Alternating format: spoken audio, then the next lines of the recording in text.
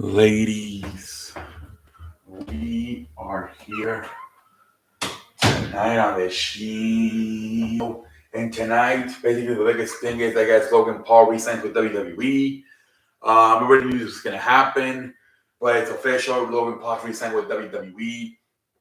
Took a picture today with Triple H signing the contract. We don't know the details. Usually, WWE and they don't really do too much with the years, especially the money. They don't really show how much they signed. I'm gonna guess this was more than 1 year. Last time it was 1 year. I'm gonna guess this was maybe. Hopefully, I don't know. I wouldn't even be surprised if he got a 3 year deal, honestly. But he could have just signed another year contract. Maybe he wants to take it year by year. I'm sure WWE would be more interested in a long term contract, or like a 3 year deal. That's what they usually like to give out, around 3 year deals.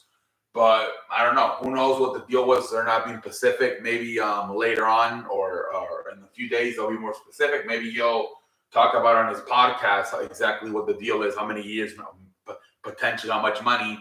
But Logan Paul is back with the WWE. Rumor where he could potentially wrestle John Cena at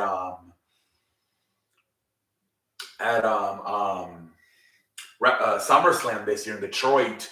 So we'll see if that happens. They got the show coming up in Puerto Rico, the one coming up in Money in the Bank, and the one coming up in Saudi Arabia, King of the Ring, and the one coming up in Money in the Bank in London. So could they use them for all these international shows coming up? I would not be surprised at all.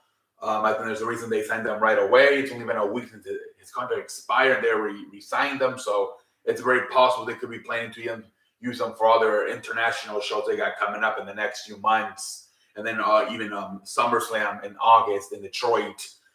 But we'll see what happens, man. They said that Vince McMahon, he's back, but they say he's been blocking a lot of signings outside of Chelsea Green and now this one, I guess.